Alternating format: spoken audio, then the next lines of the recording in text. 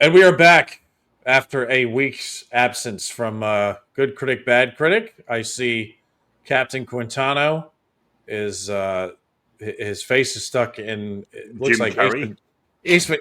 Actually, it's not Ace Ventura. I would say more like The Mask. That's what it looks like. But we are back. We had a little scheduling conflict last week, so now we're back this week. Hope the videos kept you guys going for the few of you who watch them sometimes. We got some good hits on these last. We actually got videos. some good hits on some of them. Yeah.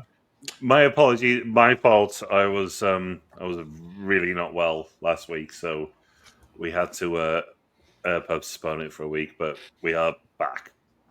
We all had our things. Yeah, Quentin broke his thumb. Yeah, Craig was throwing up, and I was just angry. I was just angry.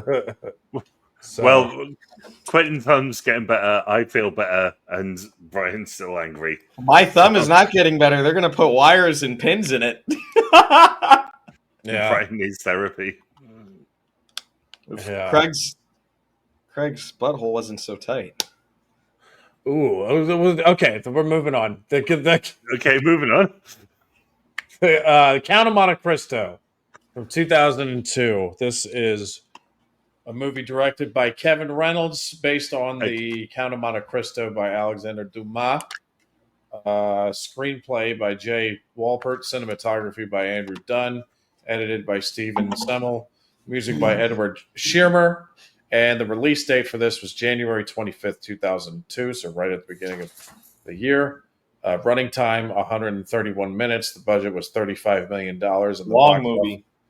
Yes, and the box office return was $75.4 million. So it doubled its money. I'm sure it did well in the DVD sales.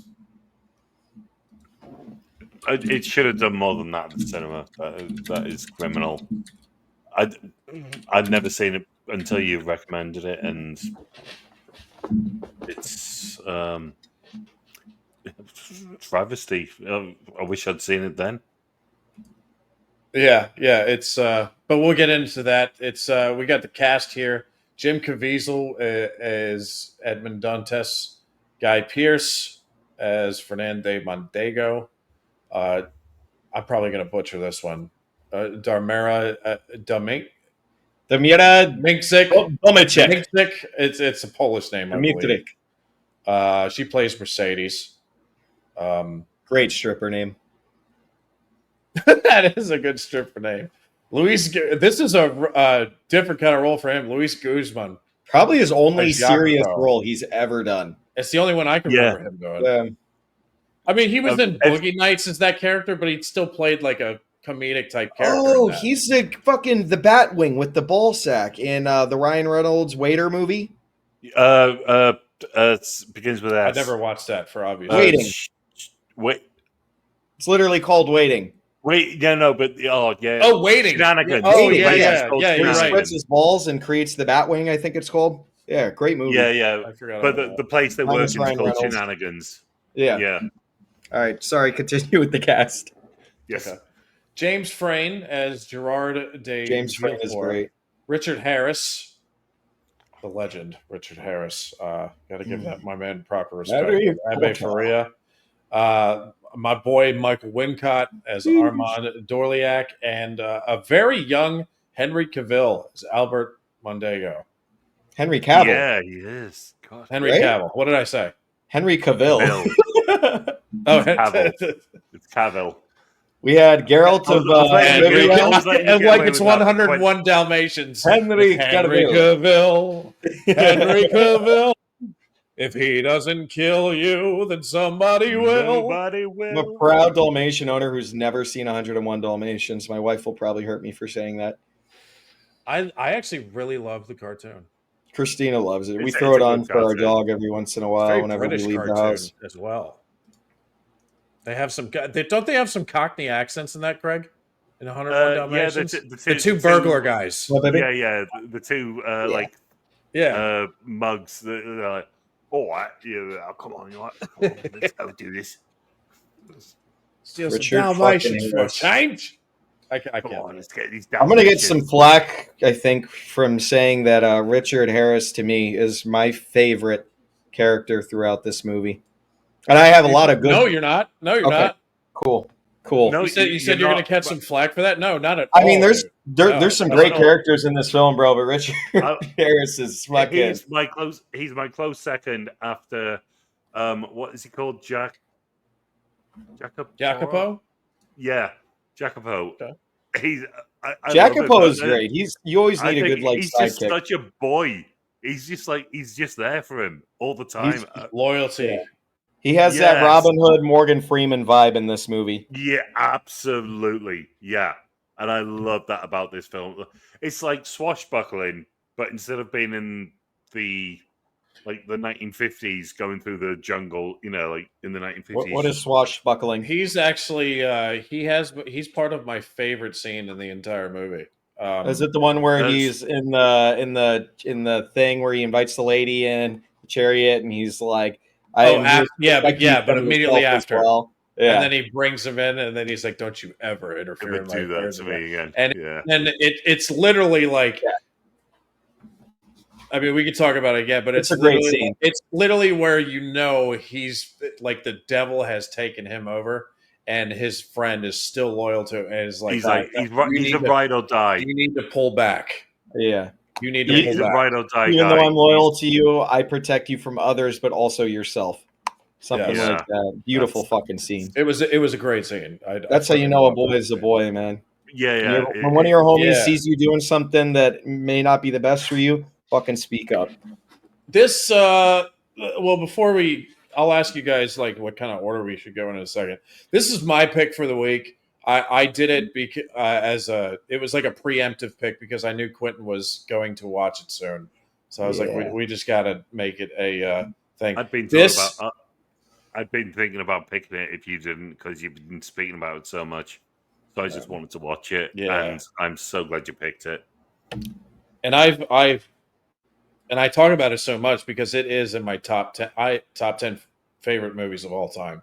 I had never watched this in a theater. I saw this. It was on a subscription movie channel that we had in our house at the time, and I probably picked it up right when.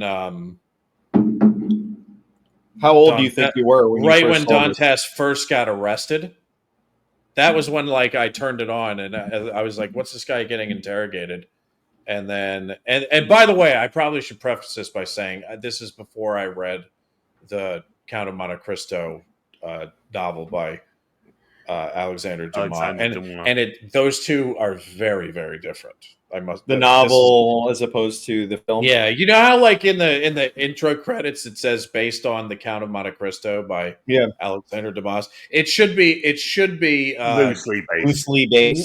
loosely based or inspired by. It shouldn't say based on. It's that different.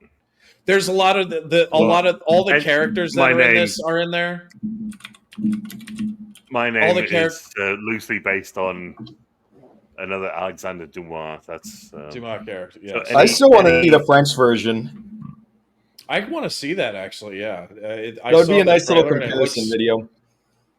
Yeah, I do like that they don't change anyone's accents. They don't try to do that to force it. So when they're saying Michael Wincott did. Richard Harris is saying, parlez vous français, English,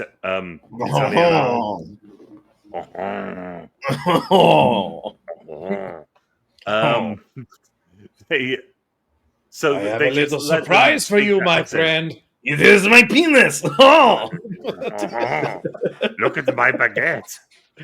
This is why nobody watches us. But no, this is a movie that I had actually caught it was 2003 or 2004. I caught it on this subscription movie channel, and I could not turn away from the screen. I was like, "What is this movie? This is amazing!" And I'm shocked.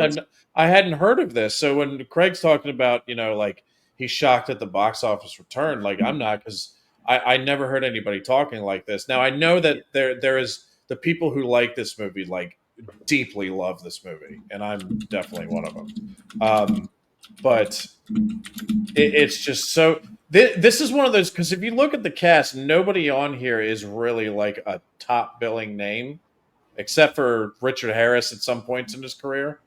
But and I'm talking about young Richard Harris, really. But nobody's throwing like top dollars at any of these actors. But it's this is another one of those movies that's casted, I think, like almost perfectly, where every character beautifully casted. You're saying like based off of like reading the book and then watching the movie, like you still have. I watched the movie first.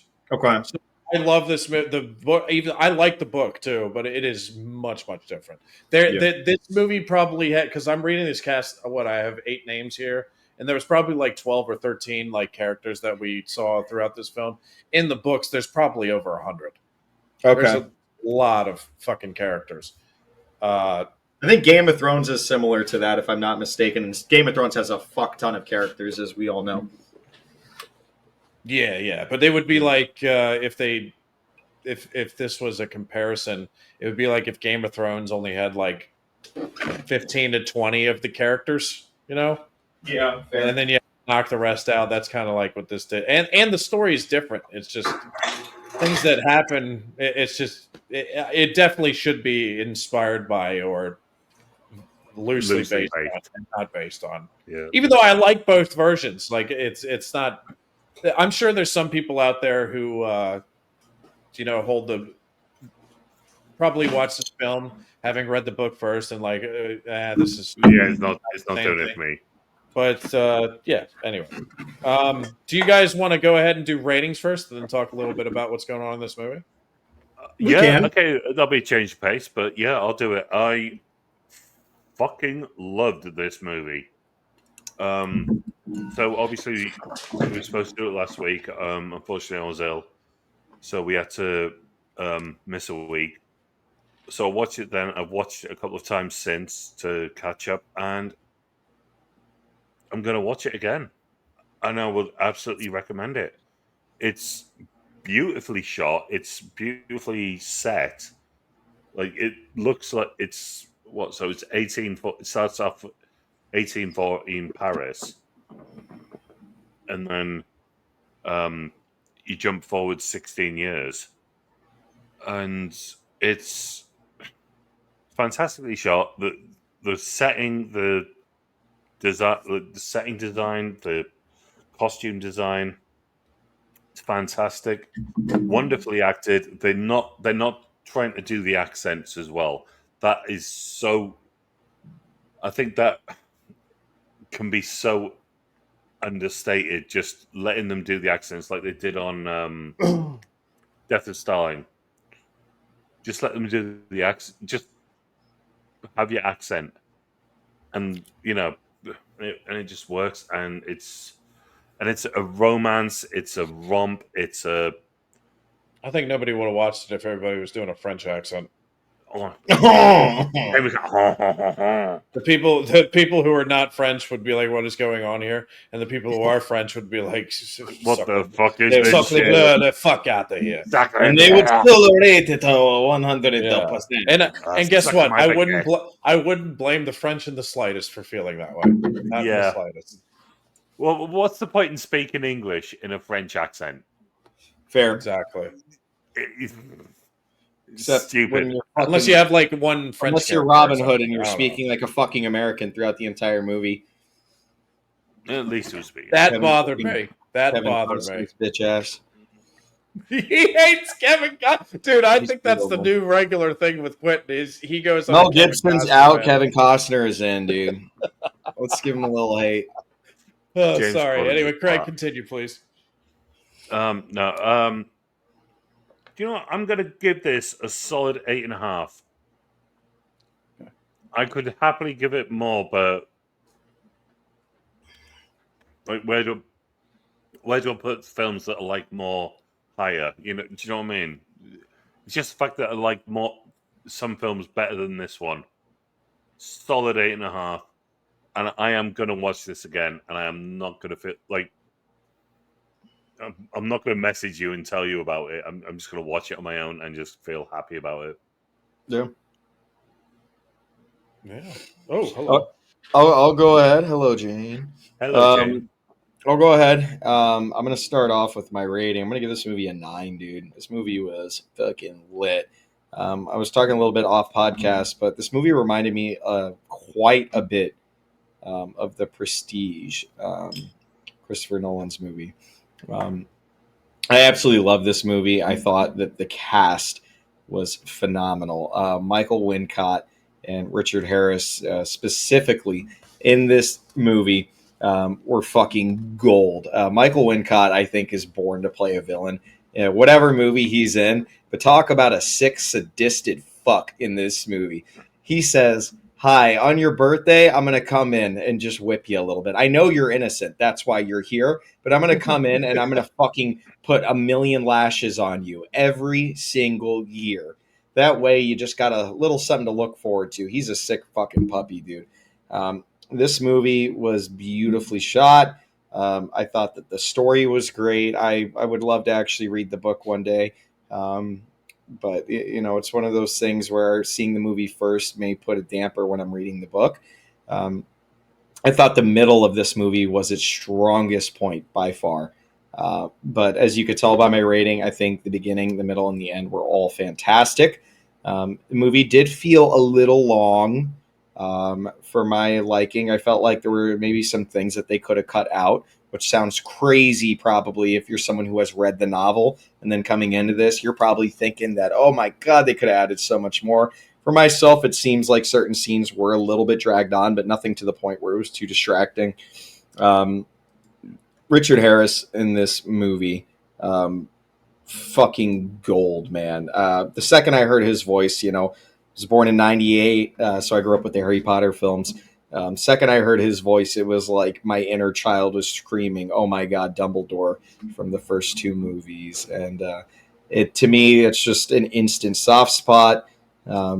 This movie was great. The action was fantastic. I thought the choreography and the fight scenes, I'm sure we'll talk a little bit about that later on, but is 10 times better than what we get nowadays. Not a lot of movies are crafted with such care that it seems like this movie was done with. Great movie overall. Had a great time. I will definitely be watching this again and again and again throughout the years. 9 out of 10 is my rating. Muppet rating, not too high. I'll go in and throw in like a fucking 4 just because of one particular scene at the very start of the movie. But we'll get there. Okay. Before I talk about my rating, which you probably already know what it is, but Craig, you want to give a Muppet rating real quick? Muppet rating for this one, it's going low because the only thing I'm giving Muppet rating for is when he says, when you got Jacopo saying, "I am your man forever," but that was also what you did back in the day. But the fact that he's then like his man forever, and obviously Jacopo, he's set up for life, but he's still like a sort of like an indentured servant. But that's because he wants to be there for him. He's his boy. He's his Alfred. Facts. He's his Alfred, and Yeah, Dantes is yeah, Batman. and they Facts. work together. That's a great. That's low. so good. Right. I've got to, except for the treasure, that they managed to get it up, like lift it off the bay off this cave, and then Fair. the two of them managed to lift it up. That's a really good point. That's why we didn't see it. It's got to weigh a fucking ton. That's why we didn't see it. You could tie ropes on it. Yeah, but tie the ropes and put them where, and like how you listen. Maybe how they built the pyramids. Maybe that knowledge was still readily available back then. All right. The pyramids, they just put water on the sand and they dragged it along on like a sled. We'll talk about that. It's not proven. They have not hieroglyphs. They have pictures of it inside the pyramids of how they did it. They like just people pouring water down on the sand. Nope, it was aliens. Of course, those aliens. Yeah, absolutely. Come on, dude. Don't you watch Joe Rogan? It's all facts on there. Americans, people. Elon Musk went back in time to help craft the pyramid. With what technology? You can't even build a fucking tunnel between LA Guys. Back, come on. Back on Come on, the yes. movie. Muppet rating, it's low. I've got to give it a 2 because it was just such like nothing was that disbelievable in like 1884 to 1830. It wasn't. Nothing was that disbelievable, other than like finding a lost treasure. I can't fault it. Okay. That's it. Sorry, there's no punchline. I just can't fault it. It's absolutely fantastic. Yeah. All right. Well, yeah, it's in my top 10 movies of all time. So, this is Meltzer for me.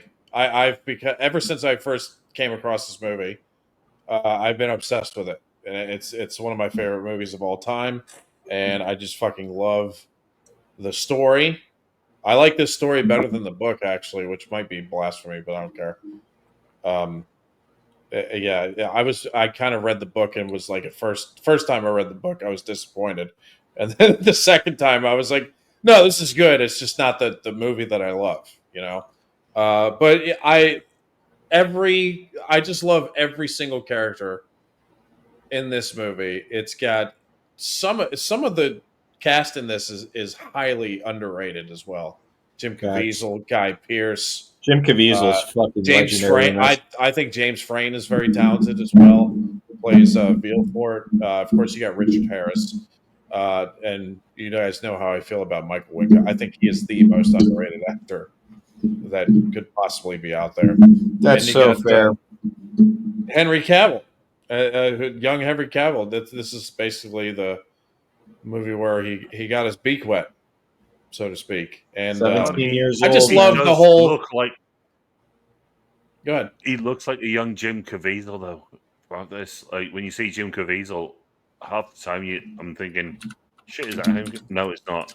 Well, yeah, they probably did like makeup and stuff to make them look more alike too. You know, because the twist at the end there is that he's actually his father. But anyway, yeah, the cast and the characters are just incredible. I love the fucking revenge story. This guy is betrayed by his best friend, and sends him to basically rot in prison for the rest of his life. Sends him to hell. Yes, and he comes back not only to get revenge, but because of the betrayal character that Richard Harris plays, he befriends a person who actually leads him to where this treasure is, and he uses it to get his revenge. And then there's a morality play going on with whether this is ethical and a moral thing to do, and he's wrestling with this as he's throughout the second half of the movie constantly, and it's basically like, because it's basically a test. It's a test to see if he's going to remain a good person or not, or go off the deep end. Even though, because of what happened to him as an audience member, I feel like you could make you're rooting for him because you're like, yeah, it's justified for a lot of the things he's doing, but then it's testing you as well as an audience member. 100%. So, I fucking think this movie is amazing, and I have always loved this movie. I don't know if I would put it top 5, but it's definitely top 10. And it's one of those movies that I think is extremely underappreciated and not mentioned enough when it comes to good movies from the 2000s. But I could be wrong, because I know there's. No, I've never heard of this movie before you guys. So that's saying something, because I love my early 2000s movies, dude. And I have never heard of this the book. I knew of the book. That was it. Yeah. Mm-hmm. It definitely didn't get the biggest audience. I mean, 70 million sounds like a big ass number, but the fact that I've never heard of this film is kind of beyond me.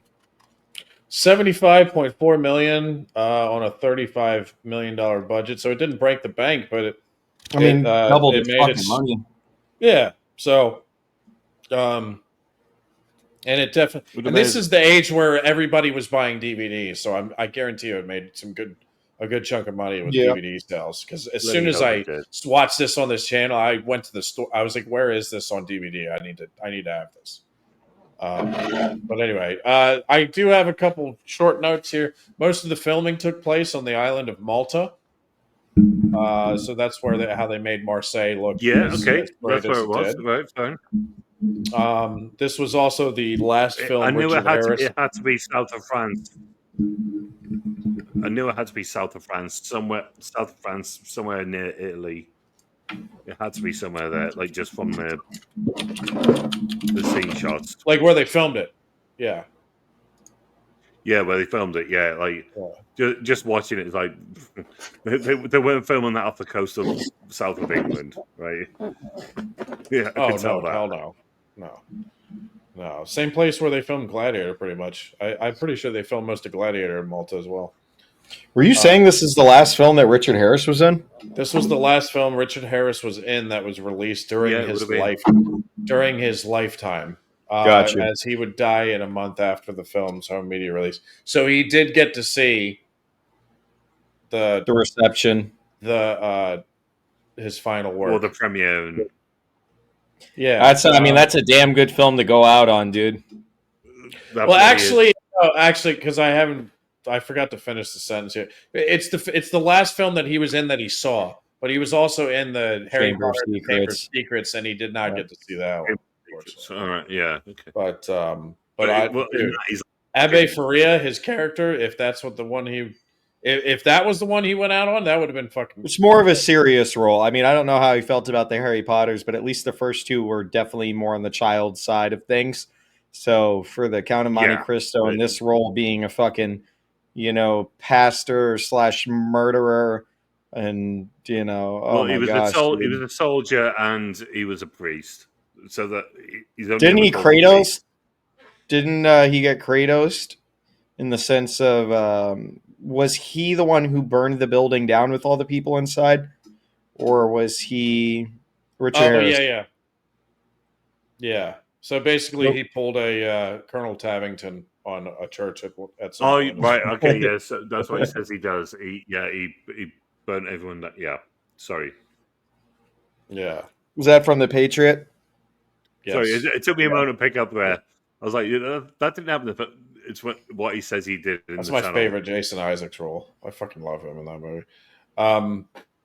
So yeah, he didn't get to see Chamber of Secrets, but here's another nice thing: a party was held during the filming to celebrate Richard Harris's 70th birthday during the filming of the movie. I like that. That's all. I wonder if he got any whiplashes from Michael Wincott. Dude, well, 70. Happy birthday, old man! I like how you're a giant Michael Wincott fan. Dude, he's so great, bro. Man, no, he's such a fucking. Speaking of Michael Wincott, because Craig mentioned like nobody puts on an accent. Michael Wincott does. He puts on an English accent. How was it? I'm not gonna lie, I didn't notice that. It just sounded like Michael Wincott. How can you not notice that though? As a Brit, because I notice it right away. I know what he sounds like when he's talking in his regular accent. He kind of sounds American, even though he's Canadian. But no, when he shows up, hello, Dantes. I am Armand Dorliac, the warden of Chateau d'If. His voice is so fucking menacing. Yeah, dude. There's nothing about that sounds English. Grab a pillow for my back. I'll be right back. That was a good impression. Nothing about that sounded English.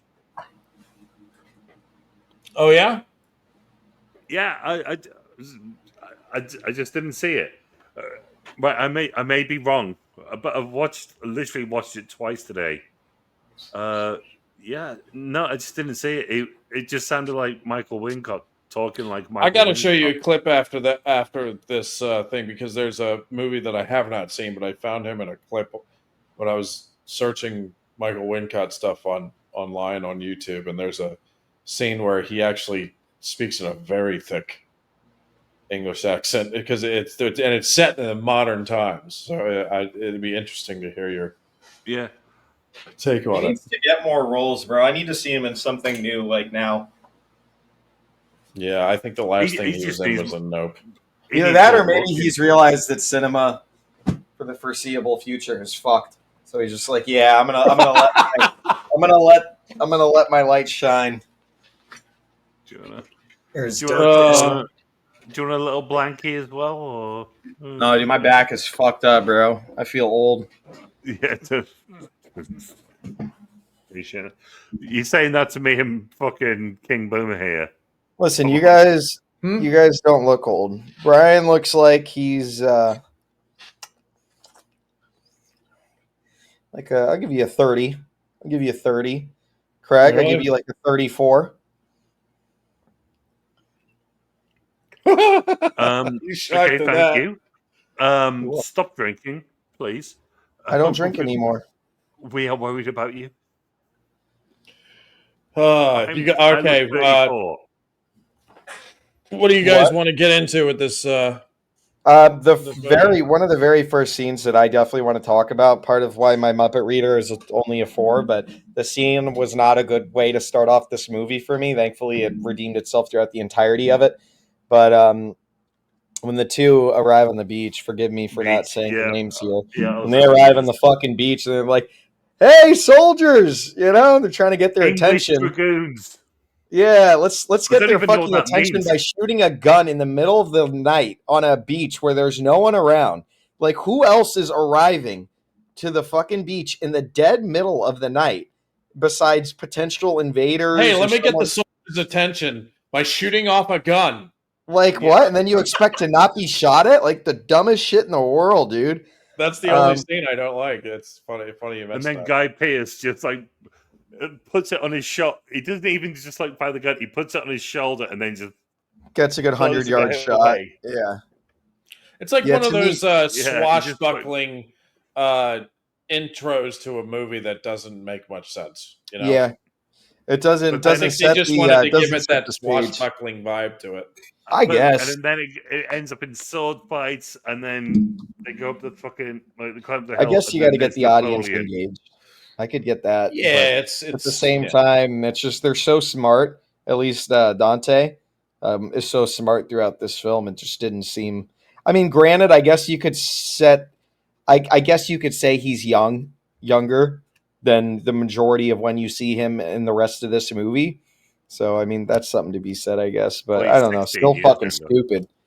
Still fucking stupid. If you how about the other stupid thing where they're in the middle of a fucking fight and everybody's scrambling like a maniac, and then Napoleon's just standing on a random rock.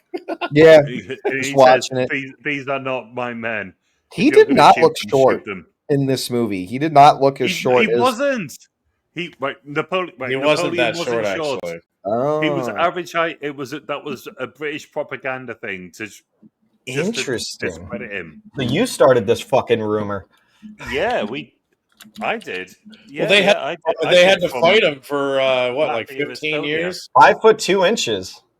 It's pretty fucking short, bro. He was 5'7" or 5'6". Everything else that I'm reading, it says Napoleon measured 5'2". Again.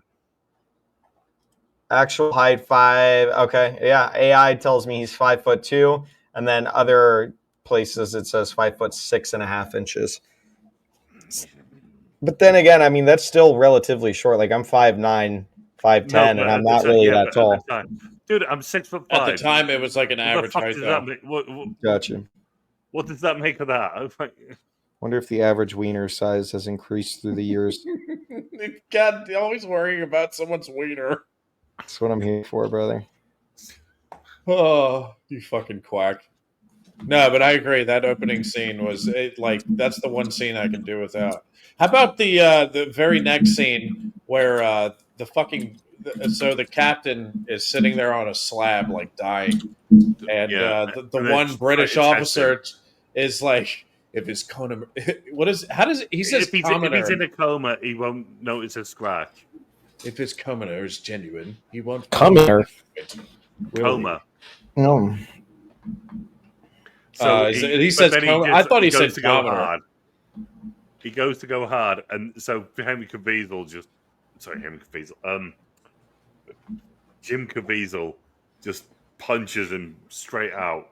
Jim Caviezel. Yeah, but he hits the thing like he's like, oh, like what? Let me cut this man's wrist. What the fuck was that? Like, I still to this day, I'm like, what was that? Some kind of like practice for like a captured enemy or something? Like, hey, you want me to be nice to you? Let me cut your wrist a little bit. He was a vampire. I think it was just being antagonistic. If you really had to put a gun to my head about it, it was just being antagonistic. You English just, pricks, just man. You English pricks. No, I'm just kidding. Well, they're French, you know. You gotta, if you're making a movie about the French, you gotta portray the English as the assholes of the world. I guess. Mate, I don't know. Mate, what about me as English, other than the fact I live in England? Your accent. Everything. Is it English? The fact that you breathe and speak like Michael Caine. It's not Scottish. It's not Welsh. You don't have an Irish accent. My surname's Scottish. My mum's Welsh. All my family on her side is Welsh. And where were you born? In Germany? Germany. Deutschland. Bro, something's really annoying me. James Frain. I saw him in something recently where I thought he was fantastic. James Frain is good. He's so very good, underrated as well. Dude, Super this whole underrated. cast is filled with underrated actors. Henry Cavill, didn't really blow up until the past decade or so, right?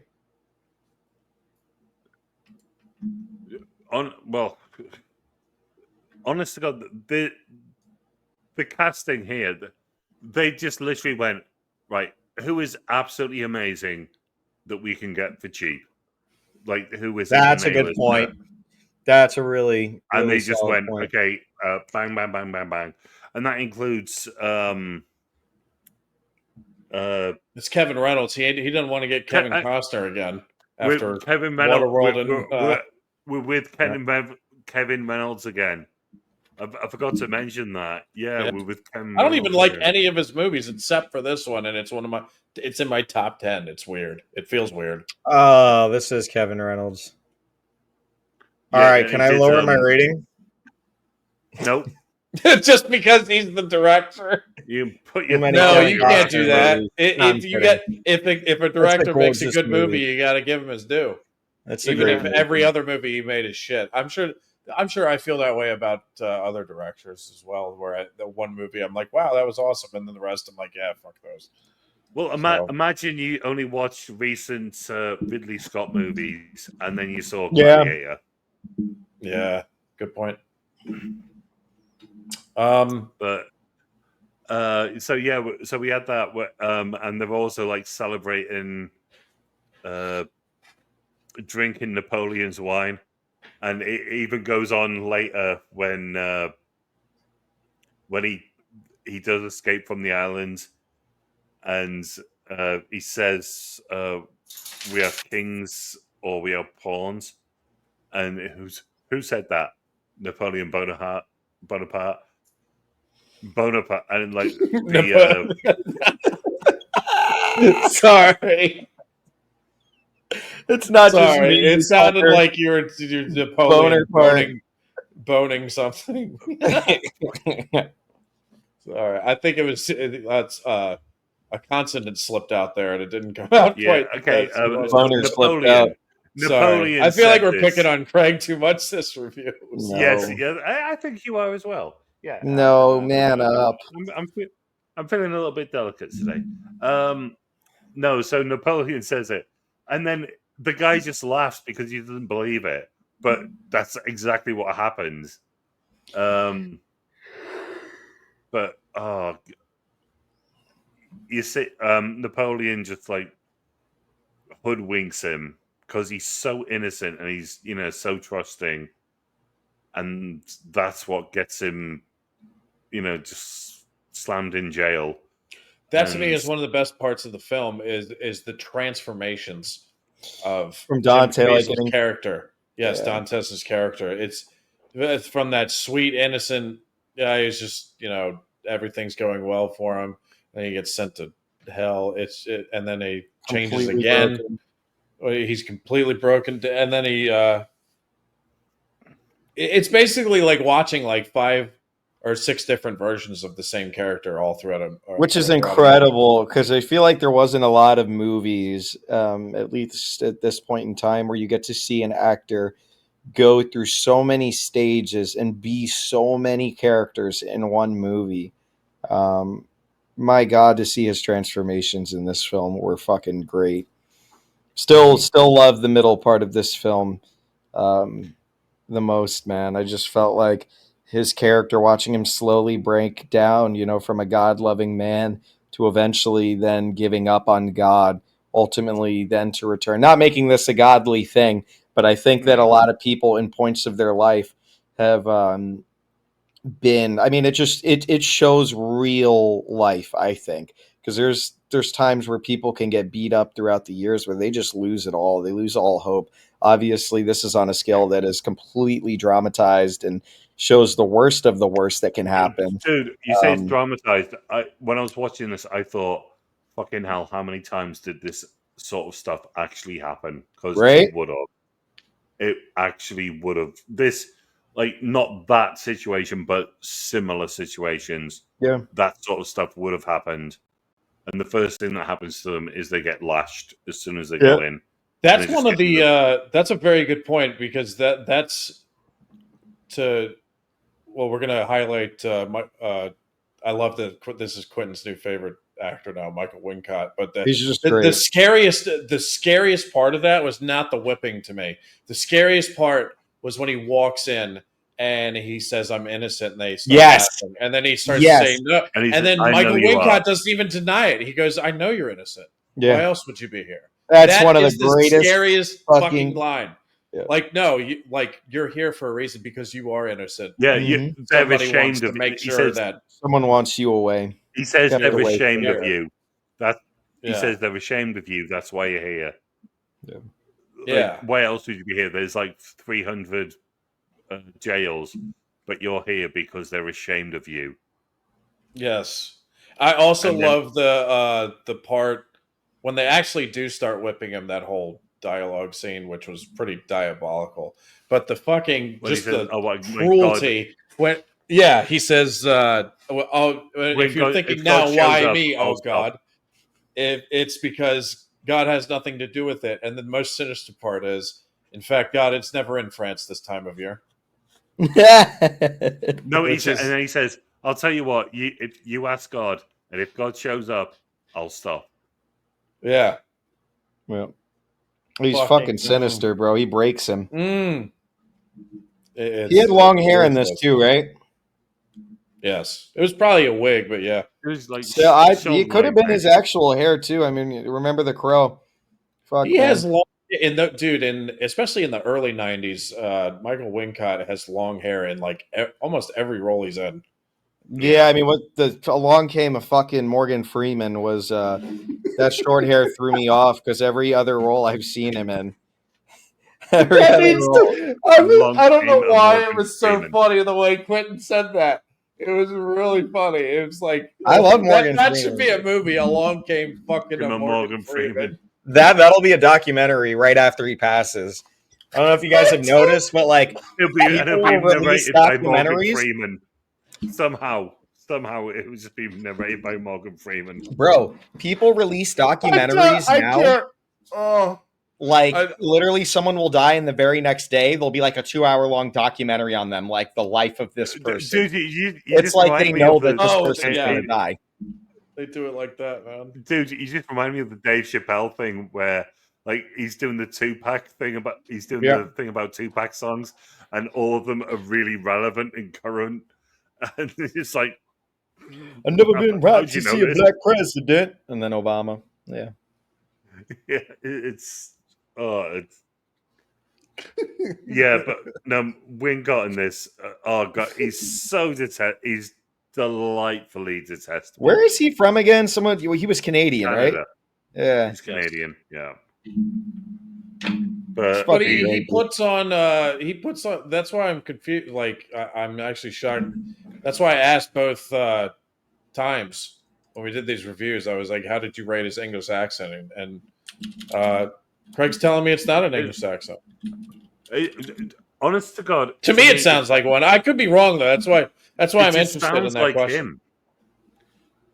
He was in Alien Resurrection? Yes. Yeah. What the fuck? I Oh, love- he was in a Val Brian just Kilmer went, movie. Yes. Yeah. Straight away on In that fact, I think he's the best part of that movie because that movie is not one. good. That movie's dog shit. That Yeah. movie is absolute fucking dog shit. That You will never see. What movie? The Doors?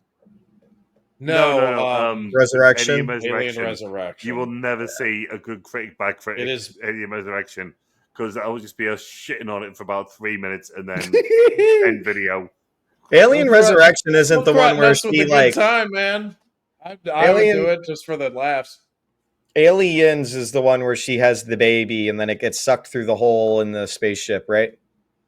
Or is that that's Alien Resurrection? Resurrection. No, Okay. Aliens is the one where she's got the Aliens get away is like from the her, best you one. bitch, and she's got the big space suit. Like, Gotcha. Get away like, from suit her, on. you bitch. You So bitch. there's a movie Yeah. with Michael Wincott and Val Kilmer called Doors that may the seem like Indoors. it's Probably- really Yeah, interesting. I would watch it just for the cast. We would. Val Kilmer Quentin! I plays- bet Quentin would love that movie. And Craig, I don't know if Craig is a Doors fan. If he is, he probably would. I'm really not like a Doors fan, No, man. okay. Oh, no. I'm a guitarist, not a fucking. But a lot of people 20 say minute that it keyboard is solo. other than some people believe that his performance in that movie is better than Jim his Morrison. performance as Doc Holliday. No in shot. Tombstone. Yeah. The amount And of you Doc can make Holliday, it. And guess what? You could make a case. I look. I love Doc Holliday. I think it's his best performance by far. But I would not be angry if somebody tried to make a case that his performance as Jim Morrison in The Doors is better. I wouldn't be. I would not be offended by that. it's also different when you can study an actual person. Doing a biopic or true. something like that, you can talk to people. There's a lot more opportunity. You can see really- them and mimic them. Even if Doc mannerisms. Holliday is a real person, what we actually know about these people, like you don't know what they were actually like. So I feel like Doc Holliday was just so fucking perfect in Tombstone.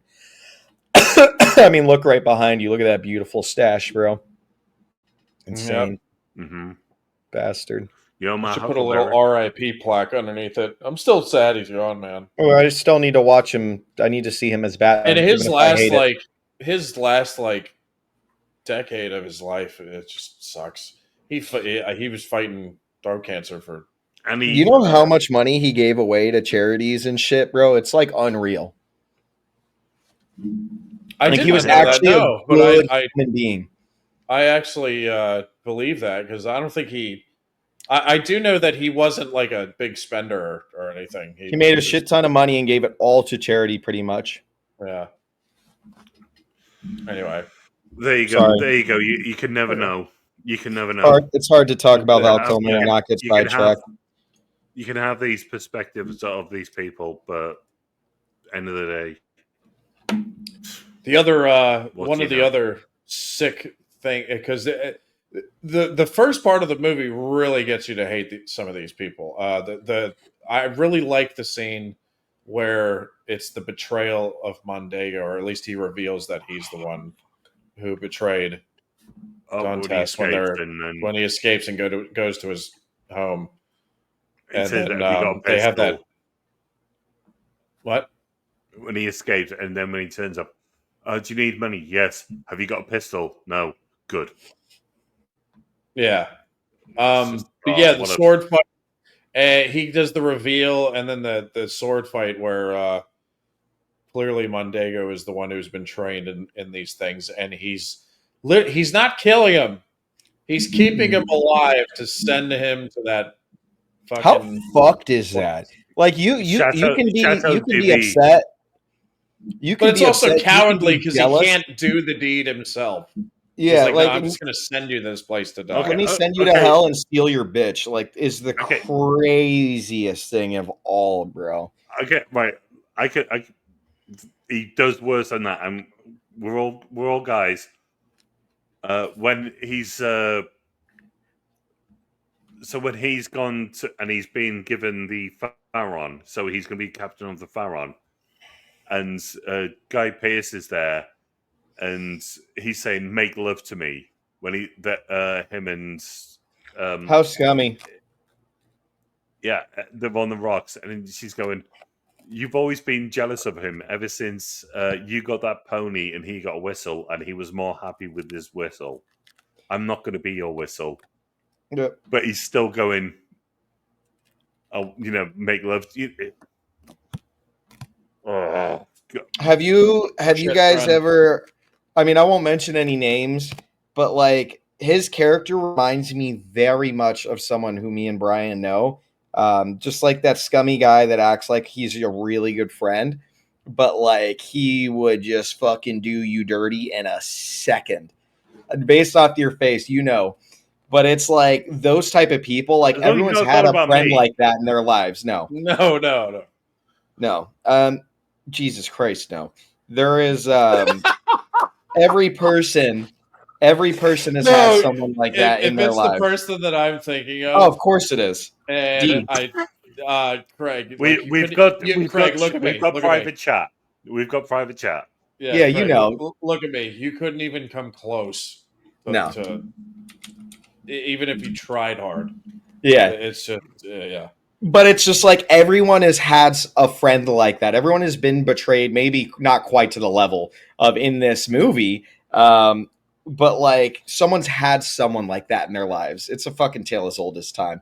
But to see it done on this level is so crazy. Not only am I going to send you to hell and be cowardice to the point where I can't even kill you. Not only do I want everything that you have ever had, like he's openly saying it to his woman. And partially I blame his woman for not mentioning, hey, this guy's a fucking scumbag. He's been trying to sleep with me for years. Like his girl never told him that, which is crazy off rip. That betrayal is just so crazy, bro. I'm going to send you to hell. I'm going to steal your bitch and I'm going to fucking just ruin your life and not have a second thought about it. It gives him the chess piece to remember better days. Yeah. You fucking prick. Which at the end of the movie, I was like, do it. And also, this Delicious. speaks volumes. I hope you guys. I don't know. Well, I know Craig probably has, but I hope Quentin shows a deeper appreciation for Guy Pearce. Oh yeah, he just makes you hate him so much. He's in one of my favorite movies of all time, though, the Prometheus, as you probably hate. You're going to say Prometheus, and but I was going to say that as it's a joke. disappointing. It's not an alien film at the end of the day. Like if that's what fans were going in for, anyway, I'm going to get sidetracked. But no, I actually didn't want it to. Sorry, you got me fired up about this, but in a good way. I wanted it to step away from the alien stuff. Interesting, which I think it did. Do you know why it wasn't, right? You know that I think it was Fox. Then it was dragged back. Fox begged. They wanted Alien in there, and then for them to do Alien Covenant, the only reason that there were more aliens and shit, which I hate Covenant, but the reason that he included more alien shit is because the film studio said, "We'll give you another film, but you need to have more aliens in it." More of the xenomorphs. More studio executive interference shit. Yep. Yeah, but which at that point, I wish I they would don't hate Nolan. Alien Covenant because I love the character of David. David's fucking gold, bro. He's so great. Amazing. Michael Fassbender, that's just holy shit, what's his Fassbender. But I understand why people hate that movie. Fassbender he's just such a fucking amazing actor. You don't know how amazing he is until you've seen him whip people in 12 Years a Slave. No, same way about Adam Driver. Okay, dude, he is the most hateable person on the planet when you watch him in that movie. And 14 seconds. He is the most hateable person on the planet in that movie. Oh, God. No, fucking discount Shia LaBeouf. What's he called? Oh. Discount Shia LaBeouf? I'm pretty sure he has his own Kmart version, bro. He's No, his own but- Walmart version. Like no, Shia the- LaBeouf the is one just who's like he's on 12 Years a Slave. He's on Paul Dano. the one, Paul Dano. Yeah, thank you. He's when a really good just actor. talking all oh, Paul sorts of shit. Dano is fucking gold. Yeah. Oh no, he's Discount the Shia best. LaBeouf. Where the fuck did you get that from? He outacts Shia LaBeouf in every movie he's in. Oh, that's not fucking hard, mate. I couldn't do that. Do what? no, Wrestle a fucking alligator? Wait, we're getting carryover Sorry.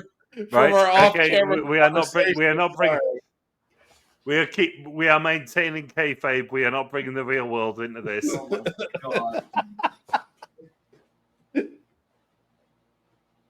Wrestler. Oh my god, this is why we suck. So wait a no. minute, I didn't catch that. So you think Paul Dano is not a good actor?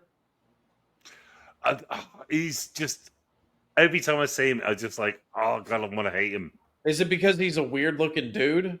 Yeah, Pretty much. That has nothing to do with his acting skills. Yeah, wait till you Yeah. see him in prison. I would definitely I'm being- concede I'm that being- he's a I will weird-looking happily dude. admit. But in terms of acting talent, he is really good. Fuck me, he has to be. He stood toe to toe with Daniel Day-Lewis, who is Exactly. That's the one I was going to probably reference the right best there. actor of our generation. Like, and I don't mean our as in like 5 year, as in our living experience generation. He's the Laurence Olivier that we have now, and he stood toe to toe with him. Seeing him in I Prisoners, want to punch him every time I see him. seeing him in Prisoners is one of the best acting performances I've ever seen. Paul Dano, he is fucking. I cannot wait to watch that one with you guys, man. I look forward to it. I am not taking away his acting skills. That's not what I'm saying. I'm saying every time I see him, I just want to fucking punch him. So basically, how I feel about Basically, you don't like the way he looks. Kevin Costner, yeah. It's not necessarily how he looks. Dude, Craig, you know what I'm figuring out? Craig's a bully. He likes to pick on the skinny, scrawny dude. 100%. Okay, Who looks like that none of the girls like him. Right, Brian. Who's the person I hate more than anyone? You know who I hate more than anyone. Who is it? Because he's not fucking skinny. Whoa. Don't make him hit the threshold. I'm going to fucking ignore. I'm going to pretend I never saw that. I don't know what you're talking about, dude. My keyboard just went crazy. Who do you hate more than anybody? Come on, Who's your most Ryan Reynolds, right? I don't know, dude. You hate a lot of people. Yeah, how do you hate Will Ferrell is you? the craziest thing. No, Like, but Ryan Reynolds, I have a list. You have a scroll that rolls out to the driveway of the house. Yeah. No. My list Ooh, is. I got one. Early Jonah Hill, I fucking hated. Early Jonah Hill. Okay. I like Early Wolf Jonah on Hill. Wall Yeah, Street. no, Wolf I'm on Wall with Street is you. a different Jonah Hill entirely. Right. I'm sorry. I can't drop this. Brian, how are you not getting the person? Who do I always rag on? Always. Will Ferrell. No. Americans? I think he's entertaining. I just don't think he's funny. Oh, it's got to be Will Ferrell. No, it's not Will. Dude, I rag on him all the time. All the time. Yeah, but that's the thing. Mary Poppins. I don't know who you're talking about because you verbally destroy so many people. Give us a hint. Give us a quick little hint. Oh, okay.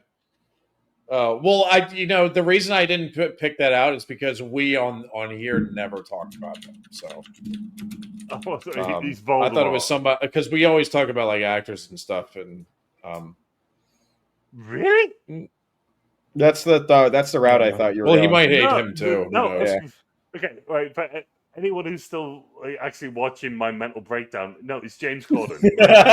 So You Richard guys- Harris, guys, but- in this film is fucking legendary, as we all know. Him in this scene, this middle section of the film where we get to really see their characters shine.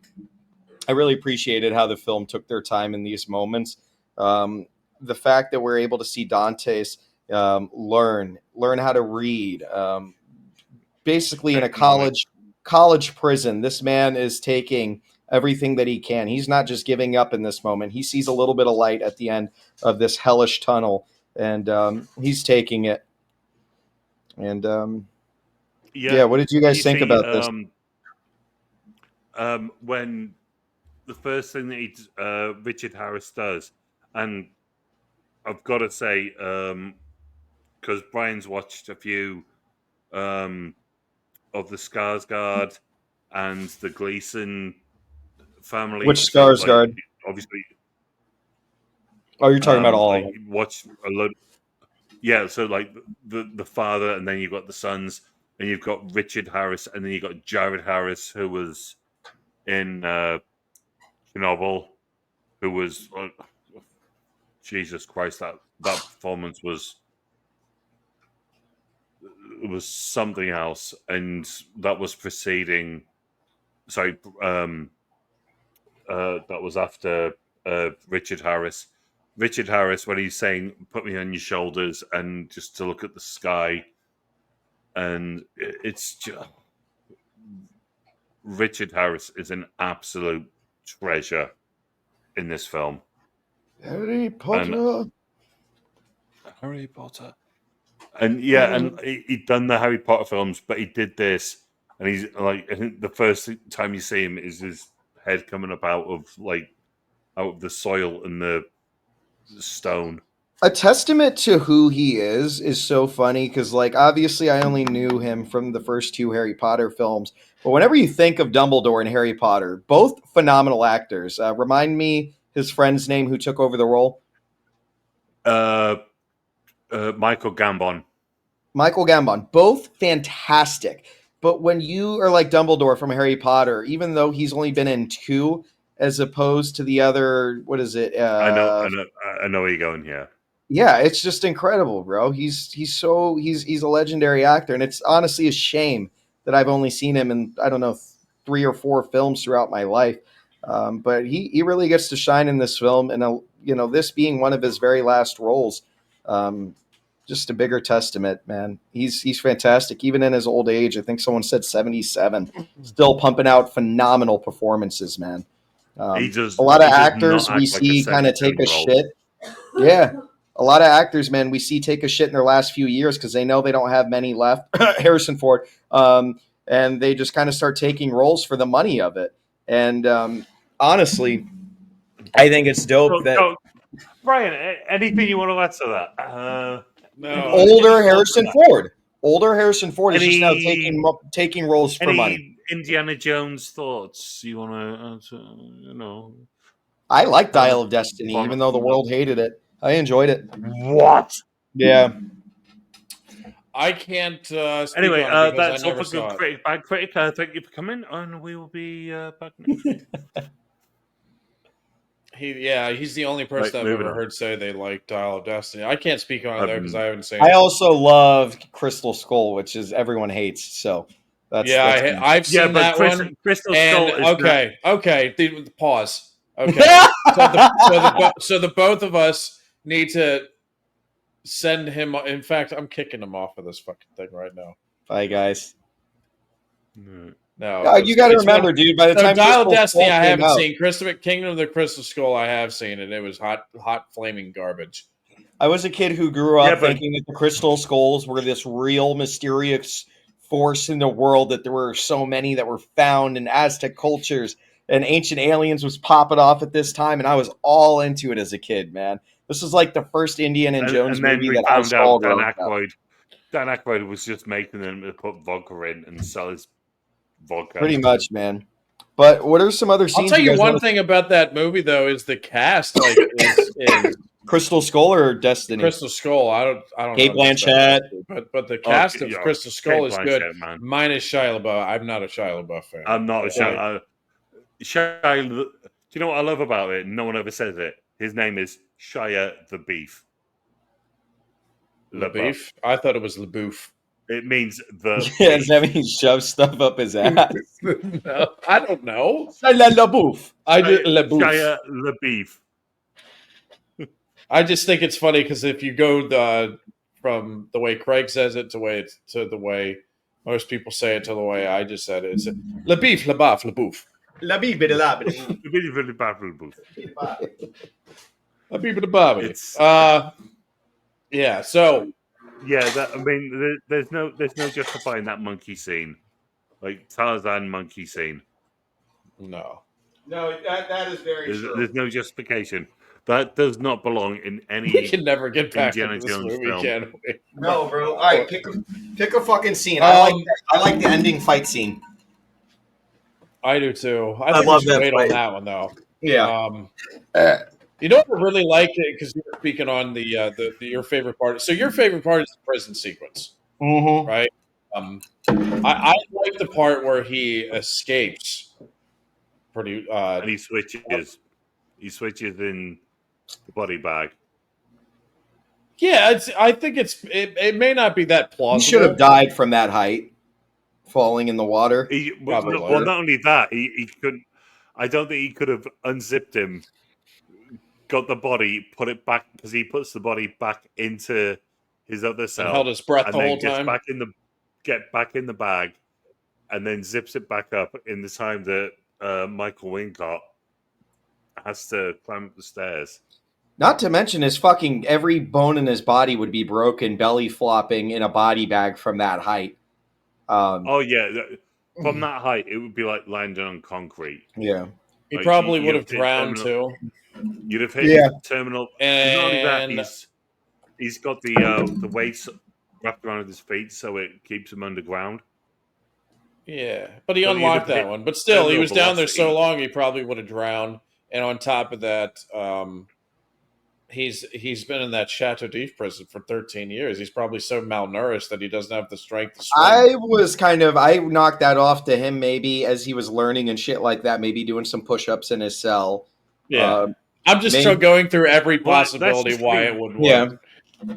Using more, Trying to play devil's advocate here. using more calories. Yeah, so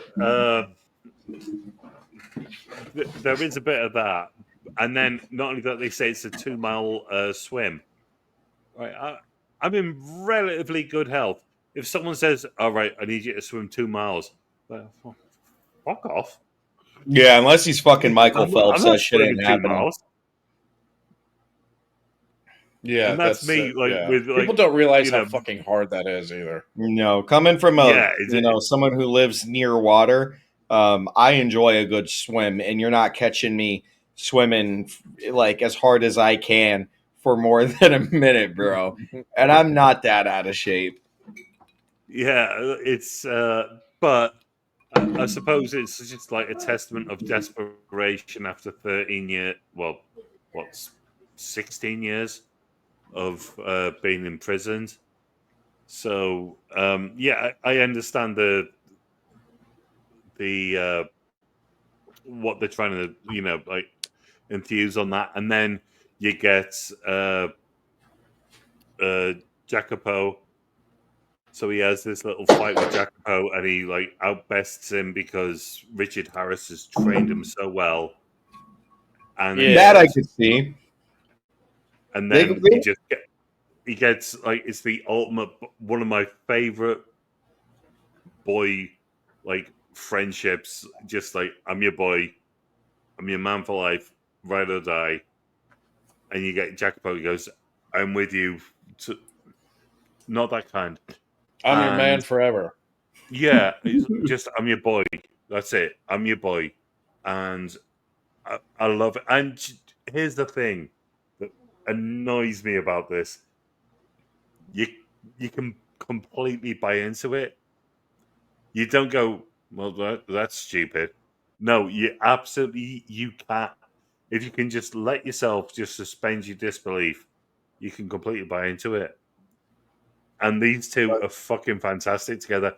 And not only that, when they return to Marseille and when they're getting off and he's got his money, the captain, even though he says he's like a scoundrel, he's a pirate scoundrel, blah blah blah, but they're boys, Mhm.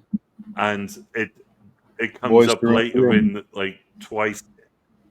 Yeah, it comes up twice in the film when they stage the kidnapping of Henry Cavill, and also when they're robbing the gold chest off the It ship, ship. reminds and me, you know and what then character I they actually really like? That's probably not highlighted that much.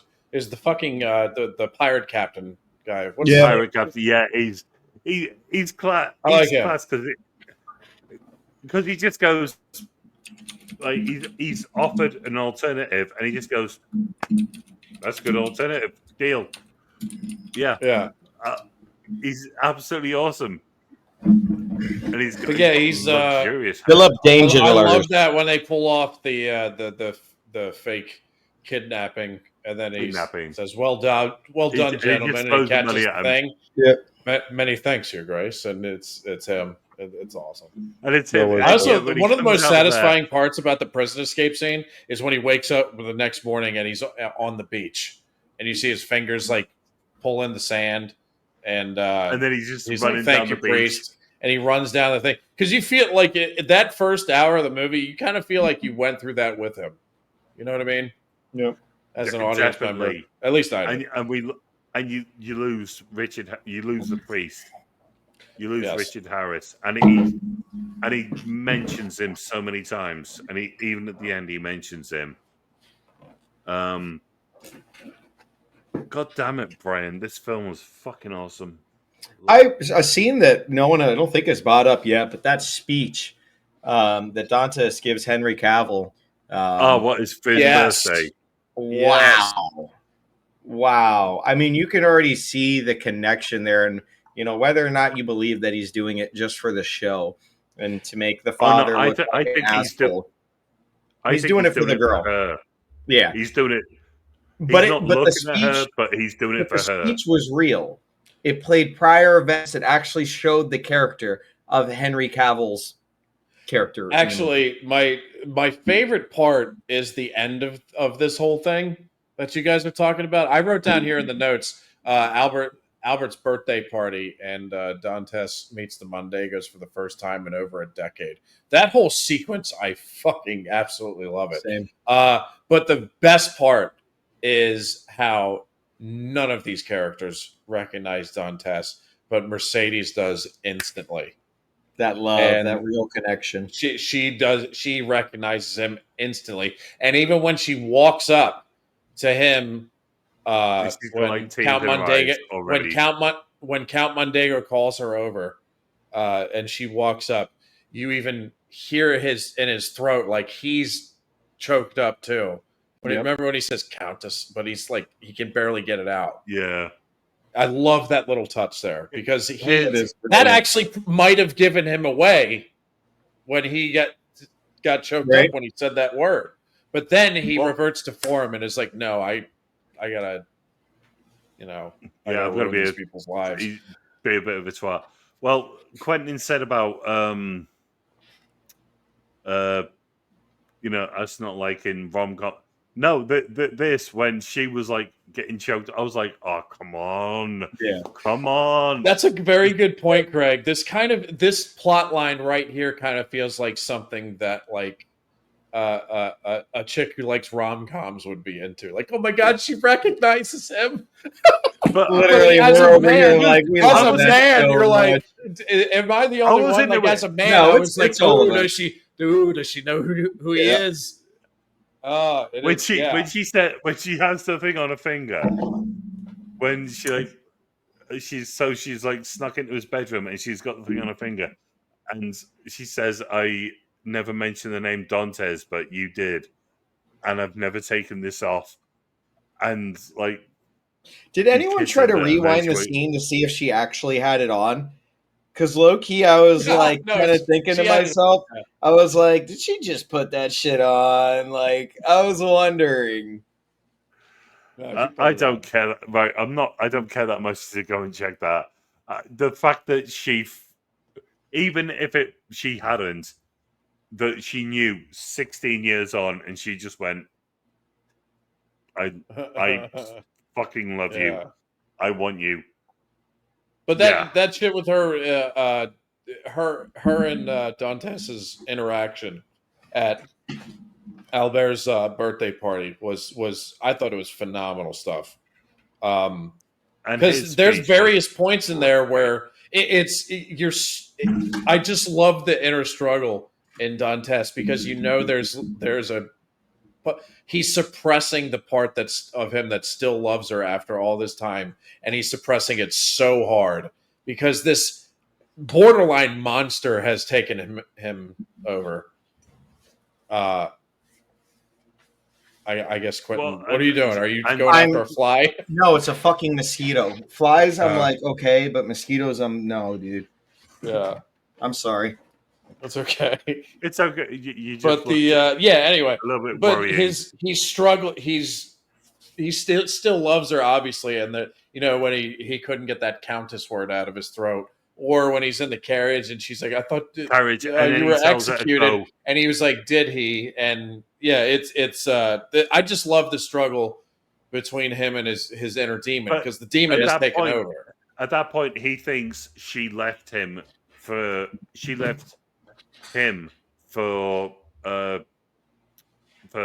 Fernand. Well, also to that point, he had just been betrayed by his best friend and has been stuck in hell for 16 years. The worst possible thoughts are going to be running through his head, like, what if she was in on it? Remember that day when I was Well, on no, the beach that's and I basically what walked up just and they said. were both She- laying next to each other? Like, She he's left gonna be- him. She left him for his best friend because a Correct. month later. But that's because she. But then you find out that's because she was pregnant, so she wanted to protect herself and the baby because Yeah, but we she didn't was know that pregnant. yet. That's Yeah. way Yeah, down the but line. we didn't know that yet. But we find that We didn't out know later. that yet. I'm just talking about the interactions between her and Dantes at Albert's birthday Yeah. party, and just that alone, like the struggle that's going on in Dantes, and the fact that Mercedes recognizes him instantly, and it's just wonderful stuff because you're like you don't know which side you want to root for because you're like, oh well, fuck all these people now because they messed with our boy. But then at the same time, you're kind of rooting for the love story at the same time. Yeah. The whole time I was like, no, she loves him. Like she was just in like an absolutely no-win place. But then he comes back and it was like, oh no, for God's sake, she fucking loves you. She still loves you. You when Quentin said you don't like rom-coms, it was like, no, yes, I do. Or not rom-coms, but just even romantic If it's good, dramas. here's Yeah, the thing I to mean- that as well. If you're love stories, I find in film in particular, a lot of them are just not believable. Like There's Pearl Harbor. the chemistry's not there. It's just you don't believe in it. It's at least I find it's rare when you truly believe in it. Well, also love story. the actual However, actors and actresses need to have that this chemistry. story, yes, of course. But this love story between Dantes and Mercedes that they've put together in this version of the Count of Monte Cristo, I bought into it 110%. Facts. Yeah. Yeah. Same here. And that I find that rare, and not just in films today, but in films in general, like over all periods of time. Like love stories, to really buy into a love story, I feel like it's very difficult to pull off, and it's hook, line, and sinker with me. There's got to be so totally many into parts that love go story. together for And it to be it's pulled also- off well. When she says that, like, you never satisfied me, you never pleased me, like she just did it out of need and want. You're talking about want. Mondego. Yeah, Yeah, was yeah. that not risky? Do you guys think for her to say that in a room alone with him? I thought he was gonna fucking Apparently murder her that then was- and there. That's a very good point. Yes, Apparently I that was quite especially how unhinged he is, and he doesn't Yeah. have anything to live for anymore. Well, no, because he'd already like admitted to like his dalliances. So apparently, I think that was quite common for guys to just fuck around and then, No, he's not. He's not talking about that though. What he's referring to is the scene where she goes home to collect some of her things to Yep. go and run off with Dantes, but she finds that Montego is there trying to collect his things because all his debts has been called in, and he's about to be arrested for piracy and murder. admits- She unleashes that, hey, you never made me come. Like, I don't think I don't think that did she say in that scene that that's not your son? Yes, Yeah, like scene. at that point you have nothing. Like he's just gonna kill you at that point. Like right. he has I nothing to do. don't think he actually, said- Quentin, with just saying that, you've talked me into how that scene should not have gone that way. Yeah. Like, I literally thought guys, that he was going to be guys, murdered. I don't think she actually says he's not your son in that. I think it's only when they're Yes, in he the. What's she say? She literally tells it. She only He says, "Go and find my son," and she says, "He's not your son." And then she says that Yeah. it's the son right. of Okay. I'll take that. I'll retract that because to me it was only when they were. And you just said it. You just said that to a guy who you despises you, and is literally a fucking unhinged, the most unhinged he's been in the entire murder. He has nothing to live for. He has no money, and he's about to be arrested for murder. And you tell him that. No, but and then you take away literally everything he has. You take away his son by saying, "Yeah, he's not really yours, dude." Like at that point, he didn't fucking care anyway. I've got to say, it's the first thing you see because it's got Jim. When you see Jim Caviezel at the start of the film, and it says Jim Caviezel, and then you see Guy Pearce, and Guy Pearce, he's like taking his wig. Every time you see him on screen for the next he's drinking 40 minutes, he's always got a bottle in his hand, and he's always like that Bond villain. And when he walks out, I think when he walks out of that argument, he just grabs a bottle and he just walks. So it's just making him. Yeah. So another reason why he would be more unhinged. Yeah. Well, he's a piece of shit as well. Yeah. And I don't know. I'm firm on believing that scene. I thought the scene was going. So what Quinn's trying to say is it's very unwise for Mercedes' character to say that to him at that particular time, because it's literally the most unhinged his character is and will be throughout the entire movie. He's literally he has to run for his life, or the alternative is to commit suicide. And if he's they walk, yeah. But it's very plausible that this is the advice to Mercedes would be to not fucking agitate this guy in this state of mind that he's in. Oh, let him go. I think the thing is, I know exactly what you're saying, but the thing is, she's just past caring. Like her character, she's gone beyond the pale. She don't give a shit anymore. Yeah, but you would care to not die. Here's the thing, though. You want to say this to you want you literally so that okay. Pause for a second. Montego has nothing to live for. Mercedes now has everything to live for. Mercedes should not be telling him, "Hey, fuck you." If anything, it would give him more reason to kill her. Yeah, yeah. So it would be, and it would give more her a reason to be more cautious with what she says to this fucking dude. All right.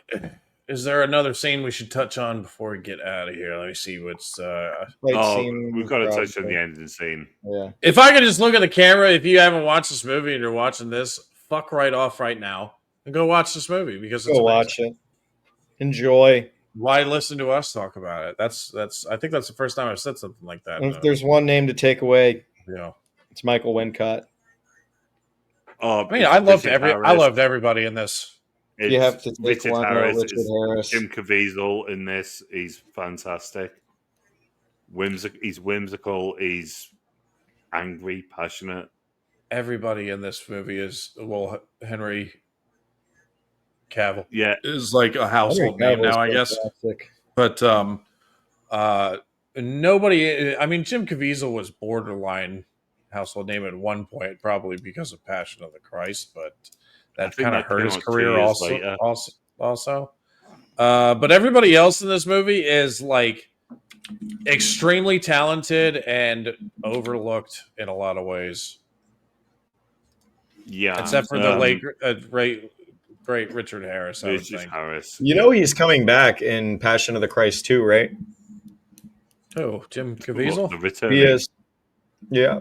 Are they For the actually making resurrection. that though? Like, Oh come yeah, on, man. like literally Mel Gibson announced it on Joe Rogan's podcast like a month ago. What? Yeah, Fair enough. Is it I don't believe this. 100,000,000%. Is Not there joking. going to be a Passion of the Christ too? Direwolf? I'm 100% on this. AI says yes.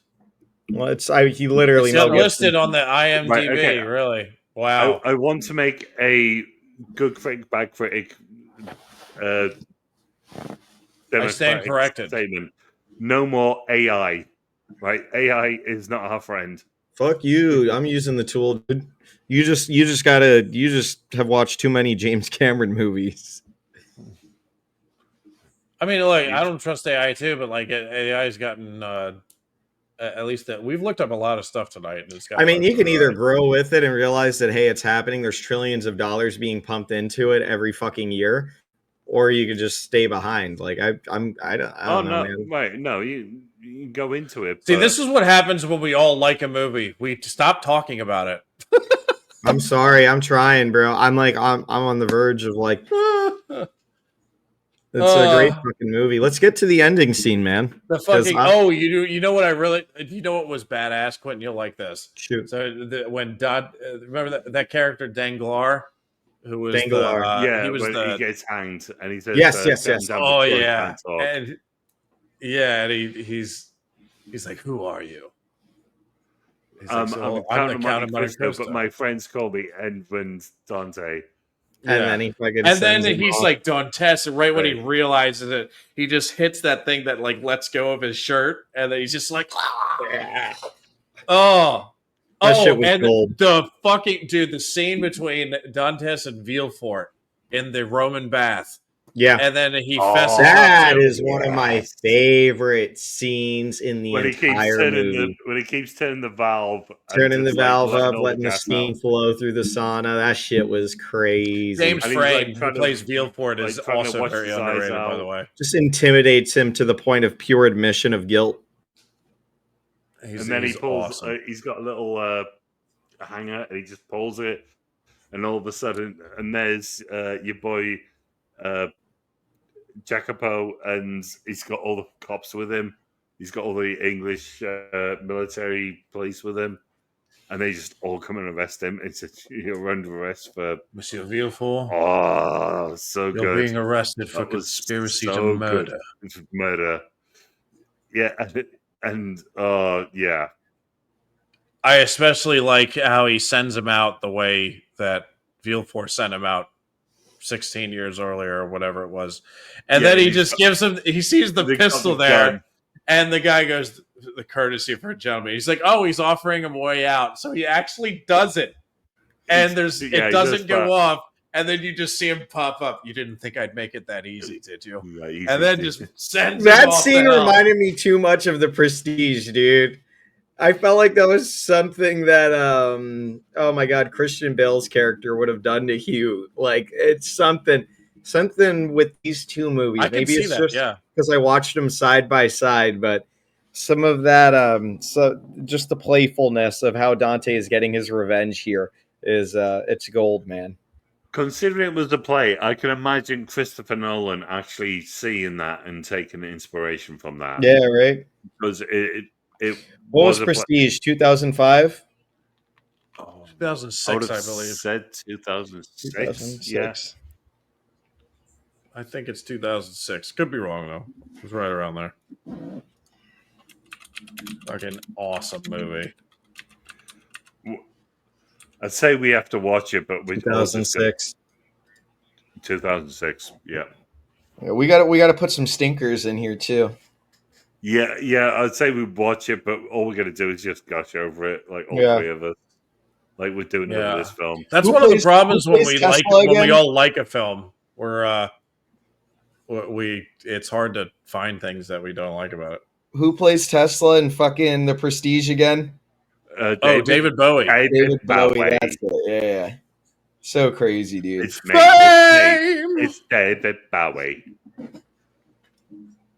So One of the the ending best- scene one of in this the- movie, if you guys are okay with jumping to that, man, the whole realization where Dantes finds out that Henry He's actually Cavill his is son. his son, revealed by the mother in this scene, was a very powerful moment for me. As you see his fake I know. father in the corner trying to coerce him and say, "Yes, my son is defending me," even though at this point he knows damn well that is not his son. He's And in the corner. He calls her a whore, but you can Calls just her a see, like, whore. he's fixing up the gun, but you can just see Jacopo getting out his knife, his straight razor, and he's just Yeah. getting ready. He's getting ready. It's like he's your boy for life. Don't mess with your boy for life. I really did enjoy too how Henry Cavill's character, when there's that realization that, okay, this is my real father, but this over here, this man on the floor that is now dead. I'm jumping all around, dude. I'm sorry. But Well, he turns and says to him, "You let me fight him," but obviously, at the end of it, when they go out, and then at the end of the fight, as you were saying.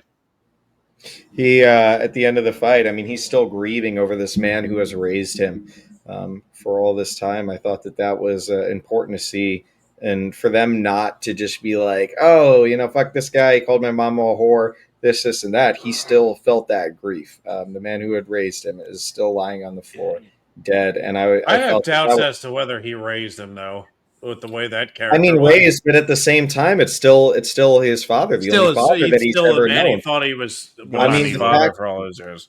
Yeah. I mean, the fact that he has been willing to defend his father on more than one occasion, whether that be making excuses up for his own father or not, is fuck, that hurt my thumb. There's a glaring part of this that I think needs to be highlighted, though. Shoot. Is when he's like, "You let me fight him," and he's like, "Yeah, it didn't do much good, though, did it?" And then he throws it and he points the gun at them, and Guzman. this is when Dantes is like, "I want no more of this." And then you see him like kind of lower the gun, and he's like, "No, I'm gonna fucking do something here." Yeah. And that's when he's like, "Okay, fine, but you've only got one shot." And he goes, "Well, then I should put it in the spot where it will do the most damage." And he points it at her. Yeah. It was fucking nuts. That is an evil bastard. Here's the thing: I didn't see it as that. I thought it was when Guzman. Guzman throws the nut, like he throws the razor blade, and like it hits him, and that's what knocks him off, and It he ends does. up hitting her. Yeah, but it still hits her. But Jacopo saved her life because he was probably pointing it at her chest, Yeah. Or right at her heart. Nope. I'm not Fair gonna enough. say it. And then it hit the thing, and as he shot the thing off, it hit him, and then it kind of like went off to the. It hit her right shoulder, right? That's the way I interpreted that. Yeah. So And then, it did save her life, but she still got a hit. Yeah, but then they have that epic. But that battle, gun was and definitely pointed at her, though, no Yeah. question. Right in the tit. After he said that line, where I better put it where it will do the most damage, he Most points damage. it at her. Yeah. Which is so Menacing. fucking sadistic. Diabolical. Oh my god! Can you two, we've all got partners. Can you imagine how insanely mad you would go? Like, he's got one shot, and he does. That's what he does. Jumping in front of Right. that bullet, whatever I got to do. Well, no, if that happened, what you'd do afterwards, it would just be carnage. It would just be, it would be diabolical. I had yeah. I won't go into that story. Never Yeah. mind. Yeah, like it would just be, it'd be, Yeah.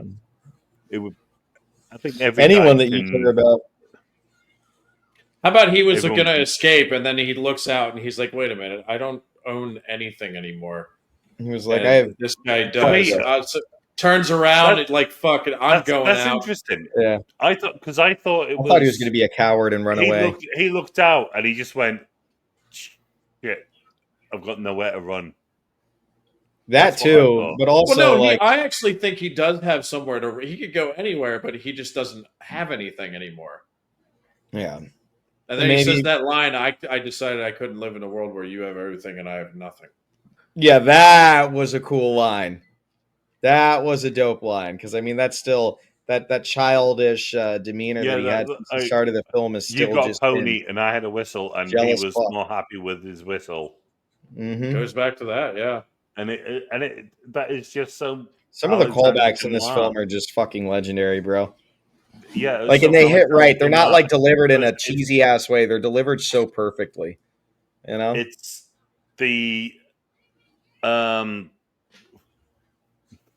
break the fourth wall. We were watching some cartoon intros, and the D'Artagnan. So I've got D'Artagnan as my name. D'Artagnan. It was like literally, we're all brothers. We're all everything, all for one, and he's got nothing. No one cares for him. No, he's got nothing. He's got no one. He hasn't got any loyalty, trust. He hasn't got any money. He has hasn't nothing. got anything. But even like this little pauper boy who had a whistle, look what he's got. Like, look what he came to. he's one of And he those says, people though that. No, go on, man. No, I just feel like he's one of those people. I mean, you look at it all around the world, but people can have everything. They can have more money than God, and think that they're the richest person in the world, and they're still going to be miserable. He's one of those people. He's one of those characters that unfortunately does happen in real life, where you could literally have everything, or you can finally get that one thing that you feel like you've always wanted, that one thing that you're missing. It's just not enough. It's just not enough. Man. That's what he gets. Like you see him, Greed. Like, Greed eats every man. Him drinking dude. a bottle, and then when he goes to see Danglars, he's drinking a bottle. Like, I thought you he's said not happy. butthole. Sorry. Yeah, drinking a butthole. I didn't mean to derail that, but I started chuckling because I was like, "Did he just say butthole?" He's drinking a bottle. He's drinking a bottle. He's drinking a bottle of water. A See you guys later. Yeah. Yeah. Sorry. But no, he's I'm drinking, really sorry. but he's got the girl that he always wanted. He was always after his friend's girl. He got rid of him. He's got her. And then what's he doing? He's cheating. It doesn't make you happy. And then he loses everything. And then he just gives her up like nothing. Yeah. He's not. Well, because I mean, he didn't care about her. He was fucking whores, dude. He didn't give a fuck. He just finally got what he wanted. It's claimed as his. He's a narcissistic psychopath. Yeah. But I see a good argument happy, for family right there. Family. Yeah, that's why family is family. such a good Family positive thing in people's lives. As long as we don't mention Fast and As Furious. long as no, I don't want to. No, that was me mentioning. I was Fast and not. Furious. I was not. That's where God I was. Damn I it! said, family. No. Family. And I actually really like the first Fast and Family. Furious. Everyone afterwards, no. I like the seventh The one. very first one, I like. yeah, the first where they had like what was it, VCR players like combined with Yeah, TV. but it's of the Dispatch. time. It's no, I think it was DVD players, but same concept. Like Yeah. it was stuff that was of the time, that they were stealing. That movie is 25 years old now because I believe that movie came out in the year 2000. That's cracked, bro. I feel so fucking now- old. And now they've got Ludacris in space. Yeah, that's fucking crazy, Yeah. bro. That I don't even understand, bro. I wonder how many more they're gonna pump out. What's crazy to me is the box office numbers. That I'm getting sidetracked, bro. Yeah, end of the movie. I'm complete agreement with. I mean, you. overall, though, guys, Why? this movie was Why? fucking brilliant. How about when he stabs him Yeah. finally, and then he goes, "What happened to your mercy? I'm a Yep. priest, not a saint." Or no, No, I'm a he count, says, not "I'm a- saint. I'm a Sorry, I fucked merchant." that up. I fucked it up. I'm sorry. piece of shit. That's what Richard Harris says when he gives him the map. I'm a priest, not a saint. And then when he says, I know something no, we he says, haven't "I'm a talked about. count." What did you guys think? And I want both of you to answer this. What did you think of to start with Craig? What did you think of the soundtrack? I thought we usually mention the it didn't soundtrack take in me each out of it in photo. the slightest. Didn't Okay. take me out in the slightest. I'll give No, it I a thought it was solid good. 7. Okay. Yeah. There weren't too many moments where I was like, oh wow, the soundtrack is great. But also if there was a bad soundtrack or if there was something that I didn't notice, like that would have been bad. So I'm based off of my memory alone. I must have thought it was decent, but honestly, I don't remember it too well. Okay. Yeah. But I mean, that's a huge part of Sometimes movies that's a for good me. thing, though. If it complements it, but you're It's- not too focused. A on it. soundtrack is typically a huge part of movies for me, so I must have just thought when watching this that it was good. But I mean, it wasn't earth shattering. It wasn't Hans Zimmer coming in with some crazy ass score. You know what I mean? To quote Michael Kamen, not Michael Caine, Michael Kamen. I mean, like the alligator that you're going to wrestle. Go ahead. Sorry, Cayman. Get it? Get it? Right, It's come a back to me crocodile. I get it. with a proper English accent, and I'll listen All right. to you. I almost just said the word. Go ahead. Don't say that word. No, it's called underscoring because it underscores the feelings of what you're feeling in that moment. Yeah. And that's like Michael Kamen said that, and I thought, oh my god, you're absolutely fucking right. And that was I was watching him do that he was doing the Robin Hood soundtrack, and it totally clicked for me, like how composers do like a lot of it clicked for me there. And yeah, it did it here. It clicks. It didn't. It wasn't so absolutely. It wasn't like John Williams where you go and see Jurassic Park and it just overtakes you, and you're like, oh my god, this.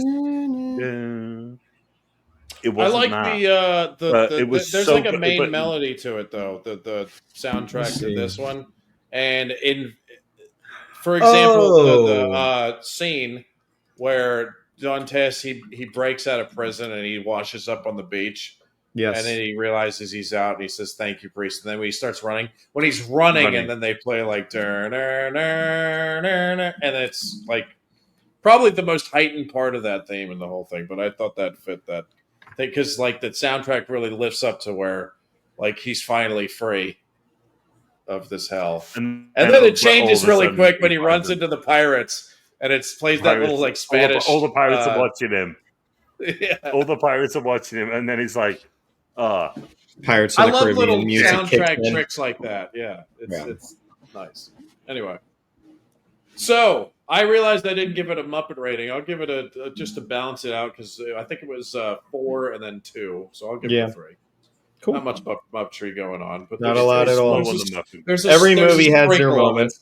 Yeah. There's a sprinkle of it. So just the tip of it. There's soups on of Muppetry in there. Yeah.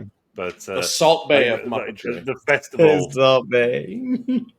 Who do we got? Craig for next week? Is that right? No, it's you. It's you.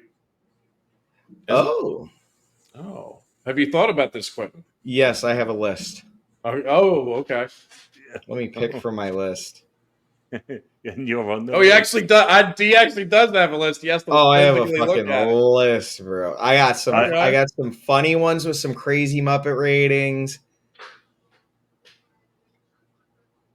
Come on, dude. That's what I'm thinking about. I think the next one that I'm going to pick is probably going to be a comedy of some kind. I have not done a comedy. I got a good. I know exactly a what my next one is. I've been holding on to one, but I don't think I'm ready for it. I don't know what you guys. This is going to be a funny one, but I don't know how Brian's going to feel about this. It is one of the funniest movies in existence. I think you're going to find it fucking. I think Craig. I think we're going to go Freddy versus Jason. Have you ever seen this movie? Freddy versus Jason. I think I was like, it was in the background when I was playing beer pong at a party one time. And It is the funniest shit you will ever see. But honestly, you know what? No, because I've been going a lot of supernatural and shit like that. We're gonna do the one that I've been wanting to do for a while. We're gonna go Prisoners. okay. We're gonna go Prisoners. We'll do Freddy versus Jason maybe around Halloween time. Okay, quick one on Prisoners then. Quick lowdown. Just so we. Dennis Villeneuve, Hugh Jackman, Even, Paul Dino, or I think yeah, it was like the first movie, wasn't it? the what? This was You broke up a little Denis' bit. first movie, wasn't it? It could be. Is his first? I think he's had one before this, but maybe it was. I think this was first, before breakout Sicario. move. Like This is just one of those movies that through and through it's good. It's just a great movie. It's different from a lot of his other movies, I'd say. So yeah, let's go Prisoners. It's a hell of a watch. The cast alone is why you would watch it, and then it's just a great movie. Yeah, let's go Prisoners. I stray away from the supernatural for a little bit on my picks. Well, there we go. Prisoners. I'm looking forward to that, man. I'm down for Prisoners. Let's find out what it's about. And let's do it. We'll save my creepy crawlies for Halloween time. All right. Yes. Oh, Halloween. The Crow, baby. The Crow. No, that's my thing. Don't you dare. I know. I would never. I would never. I will. That'll be a Michael Wincott fucking. That'll be a good one. Yeah, but if you don't know, we will be doing The Crow at sometime Halloween-ish. I was between Prisoners and Last Samurai, by the way. But Last Samurai, that'll be a gush fest of love. Oh, but definitely. Brian will just like MD is.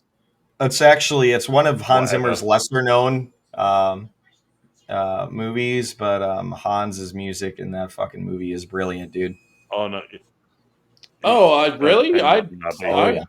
I don't think one of his lesser known movies. I'm not. I wouldn't maybe say that, but I mean, that's probably my favorite, other than maybe Interstellar or Inception. Inception's really good too, but like I fucking Last Samurai is like top 3 Hans Zimmer scores for me. That's so brilliant, dude. Well, I don't know, for myself at least. When I went to go see Hans live, he likes to switch up his set. Not every place on his tour he does the same music for. But I got The Last Samurai in my set. I just sat there in tears the whole time, dude. I was in tears. Well, actually, as soon as we get off of here, I'm going to ask you if he played a certain thing and play it for you, because I'll show you my favorite one from that soundtrack. He did Wonder Woman, which is a banger. I even actually really enjoyed it. He did Wonder Woman. That He also did this second Amazing Spider-Man movie.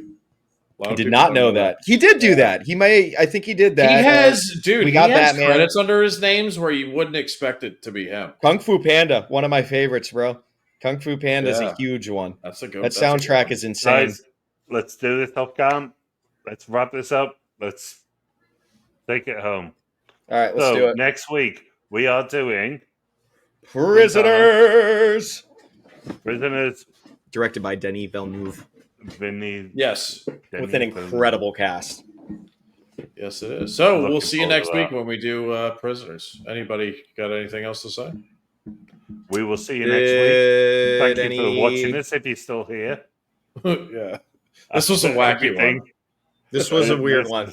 This is what happens when we get a week off, guys. We fucking lose all of our senses. So thanks for hanging out. Yeah. All right. Well, good critic, bad critic. We are out of here. We'll see you next week. Peace out.